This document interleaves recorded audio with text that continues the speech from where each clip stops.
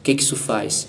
A palavra do Senhor diz aqui que eu tenho comunhão uns com os outros, que o sangue de Jesus ele me limpa, me lava, ele me purifica de todo pecado. E aí é onde entra agora a questão do pecado. Quando você comete um pecado e você dá o lugar ao Espírito Santo para que o Espírito Santo ele não comova você, mas ele te convença. Quando você dá esse lugar ao Espírito Santo na sua vida, você fica entristecido pelo pecado que você cometeu e você toma a decisão de se arrepender, né? E Lucas capítulo 3, versículo 8 diz para que a gente dê fruto de arrependimento, né? Ou seja, a gente vive uma vida que demonstre que a gente está arrependido, seja de qual for o pecado. Então, o que acontece?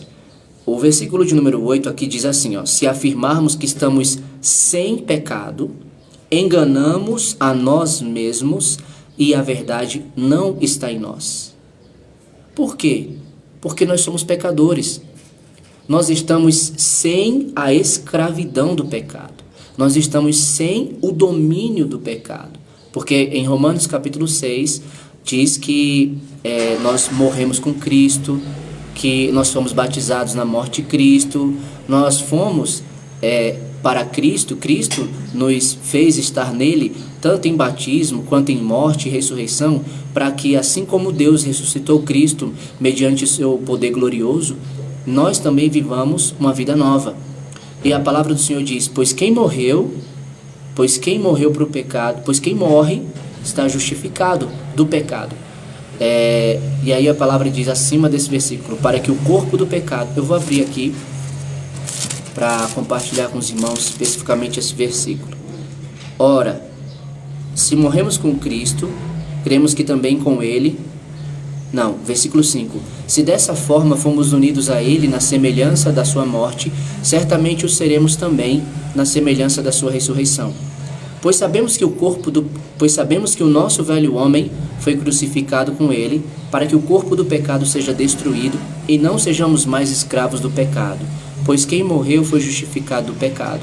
Ora, se morremos com Cristo, cremos que também com ele viveremos, pois sabemos que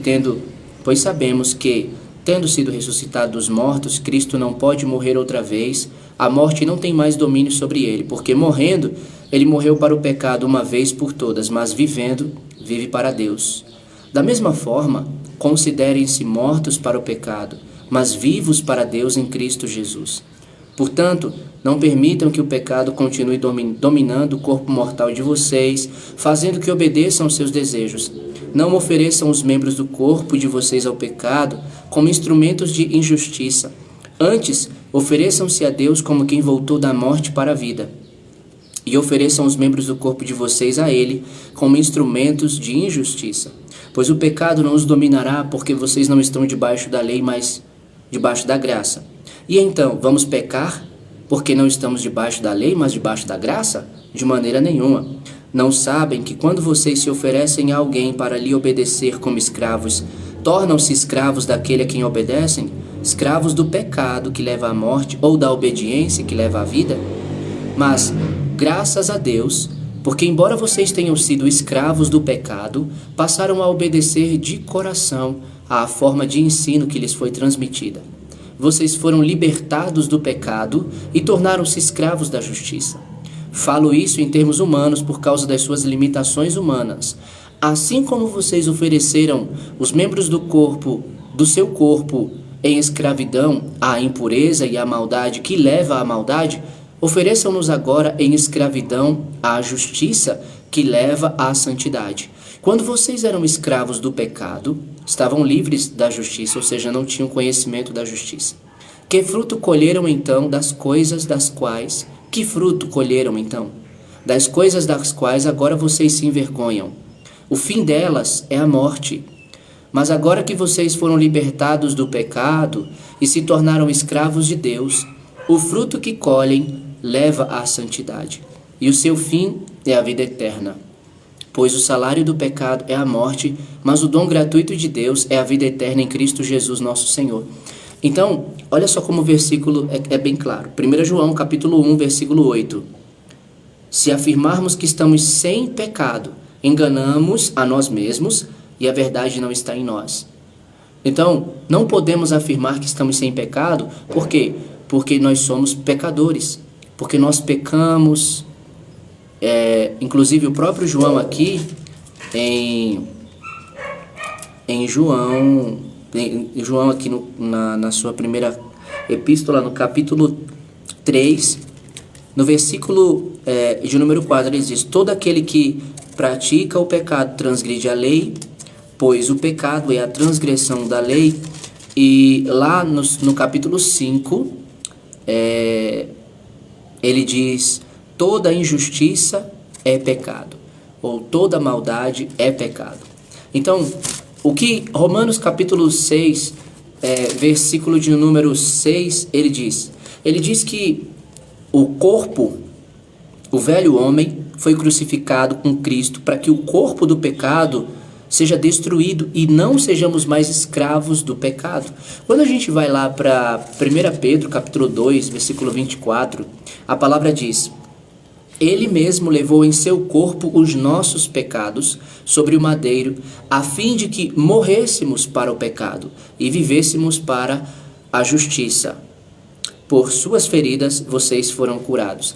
Então, perceba que Romanos capítulo de número 6, versículo de número 6, nos diz que Jesus em sua morte e nós no batismo em Jesus, fizemos isso, Deus nos conduziu a isso, pela reconciliação, como 2 Coríntios 5, do 13 ao 21 diz. Ele fez isso para que a gente vivesse uma nova vida, para que a gente fosse novas criaturas. E o versículo 5 diz: se dessa forma fomos unidos a Ele, ou seja, fomos unidos a Jesus, que forma? A forma do batismo, né? Como ele diz aqui: portanto, fomos sepultados com Ele na morte por meio do batismo, a fim de que, assim como Cristo foi ressuscitado dos mortos mediante a glória do Pai, nós também vivamos uma vida nova.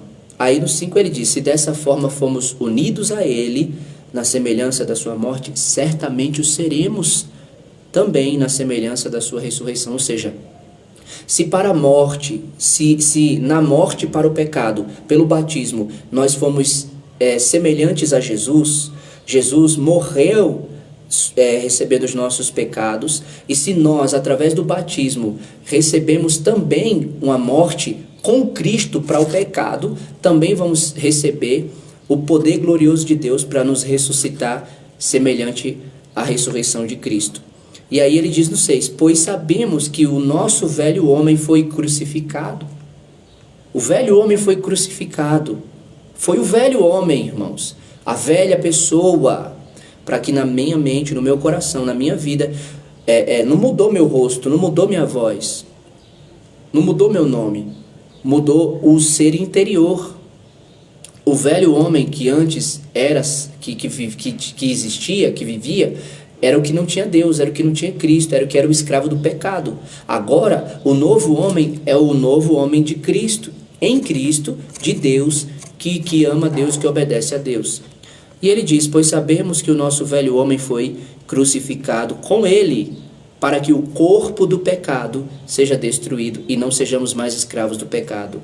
Mas como é que o corpo do pecado pode ser destruído e a gente não seja mais escravo do pecado? Como assim o corpo do pecado? Se o corpo está aqui, e de acordo com Romanos 8, fala que o pecado ainda está em nosso corpo. É justamente porque, irmãos, a palavra do Senhor ela nos deixa claro em dizer que nós, em Jesus Cristo, como eu acabei de falar, foi o velho homem do pecado, aquele que estava no pecado. A mente que fazia a vontade da carne, dos pensamentos, do entendimento, tudo isso foi destruído, tudo isso foi acabado, nós fomos libertados do pecado. Como a palavra do Senhor ela vai nos falar ali em Colossenses, capítulo de número 1, versículo 21. Antes vocês estavam separados de Deus, e na mente de vocês eram inimigos por causa do mau procedimento de vocês. Mas agora ele os reconciliou pelo corpo físico de Cristo, mediante a morte, para apresentá-los diante dele, santos, inculpáveis e livres de qualquer acusação. Veja, ele nos reconciliou pelo corpo físico de Cristo, mediante a morte, para nos apresentar diante dele. O corpo físico de Cristo é o que a palavra do Senhor está dizendo, que eu e você fomos apresentados, fomos reconciliados, para que eu e você tenhamos a vida em Jesus. E ele diz,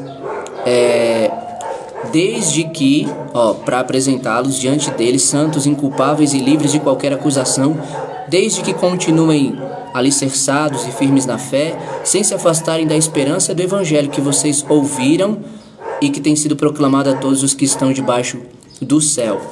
Então, irmãos, o que a palavra do Senhor ela diz é que eu não posso afirmar que eu estou sem pecado. Por quê? Porque se eu afirmar que eu estou sem pecado, então eu estou me enganando a mim mesmo, e a verdade não está em mim. Mas quando a palavra diz sem pecado, não é que eu ainda estou no pecado, em prática do pecado, mas que eu estou sem. Quando diz sem pecado, significa que eu não peco mais. É isso que João está querendo dizer, que quando nós fazemos isso, nós estamos mentindo e a verdade de Deus não está em nós. Por quê? Porque nós ainda estamos em um corpo pecaminoso. Então nós vamos ainda continuar pecando. Nós não somos mais escravos do pecado. O corpo do pecado foi destruído porque o nosso velho homem foi crucificado com Cristo. Ou seja, a nossa mente, como eu li agora em 1 Colossenses 1:21, a nossa mente, que era inimiga de Deus, que vivia segundo a carne, os seus desejos, suas vontades, como lá em Efésios capítulo 4, 17 ao 24, diz, a palavra do Senhor está aqui dizendo que não mais é esse escravo do pecado, é esse não ter o pecado, é esse não ser, como diz aqui, é esse estar sem o pecado. Mas agora dizer que estou sem o pecado, que não peco, então aí nesse sentido eu já estou mentindo, porque a palavra do Senhor é muito clara.